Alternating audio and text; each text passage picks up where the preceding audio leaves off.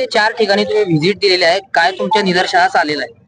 काल बदनापूर तालुक्यामध्ये पाझर वायगाव, त्याच्यानंतर रोशनगाव, वाकुळणी या परिसरामध्ये अतिवृष्टी रात्री 3 ते 5च्या दरम्यान झाली आणि बऱ्याच ठिकाणी पाणी शेतामध्ये साचणे, फळबागांचं नुकसान आणि काही ठिकाणी जमिनी खरडून जाणे अशा पद्धतीनं तक्रारी आल्या होत्या. सन्माननीय आमदार महोदय कुचे साहेब यांच्यासोबत सकाळी सर्व अधिकाऱ्यांसोबत या क्षेत्राची पाहणी केली.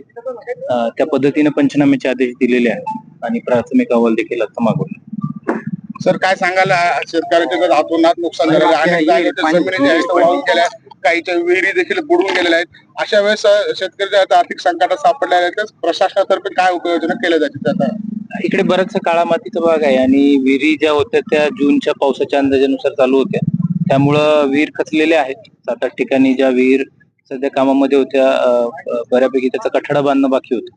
अशी एक विहिरीची आम्ही तपासणी केली आहे आणि ज्या ठिकाणी जमीन खरडून गेल्या पाण्याचा निचरा होण्यासाठी काही ठिकाणी पाणी साचलंय, त्या पद्धतीने काय उपाययोजना करता येतील ते करतोय आणि शासन निर्णयानुसार जो आपत्तीचा निर्णय आहे नैसर्गिक आपत्तीचा त्यानुसार कारवाई करण्यात. काही जीवित हानी वगैरे काही जिल्हाभरात? जीवितहानी यापूर्वी झाली आहे. कालच्या घटनेमध्ये, कालच्या पावसामध्ये आणखीन कोणती रिपोर्टिंग नाही.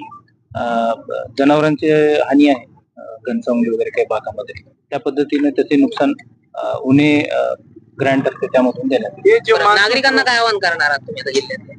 नागरिकांसाठी जे विजेच्या बाबतीत यावेळेस आपण पाहतोय की मागच्या वर्षीच्या तुलनेमध्ये या 20 दिवसामध्येच मृत्यू झालेले आहेत. 8 ते 9 मृत्यू हे जालना जिल्ह्यामध्ये झाले. मागच्या वर्षभरामध्ये तितके विजेमुळे झाले होते मृत्यू. तर विजेसाठी दामिनी ॲप आहे ते इन्स्टॉल करावं. त्याच पद्धतीनं जेव्हा पावसाचा अंदाज आहे तो ते देखील मंत्रालयाकडून मेसेज येतोय. काल सुद्धा दुपारी मेसेज आला होता आपल्या व्हॉट्सअपवर टेक्स्ट. तेव्हा सुरक्षित स्थळी राहावं. जे मोडकळीस आलेले घरं वगैरे असतील त्यांनी देखील पर्यायी व्यवस्था तशी करावी. जर तशी अडचण असेल तर ग्रामपंचायतला संपर्क साधावा आणि सुरक्षिततेच्या दृष्टीनं जेव्हा हे काही पावसाचे अलर्ट येतात काही ठराविक भागामध्ये, तेव्हा त्याला लक्ष देऊन त्या पद्धतीनं प्रशासनाला जी सूचना असतील त्याचं पालन करून सहकार्य करावं. आगामी काळात जी नैसर्गिक आपत्ती उद्भवणार आहे त्यासाठी जिल्हा प्रशासन कशा पद्धतीने सज्ज आहे? आपल्या जिल्ह्यामध्ये जे आपत्ती व्यवस्थापनासाठी लागणारं सर्व साहित्य आहे त्याची तपासणी केली आणि मागच्या वर्षामध्ये डीपीडीसी मध्ये मोठ्या प्रमाणामध्ये शासनाकडून देखील काही वस्तू आलेल्या आहेत आणि आपण डीपीडीसी मधून अत्याधुनिक साहित्य सगळं घेतलेलं आहे.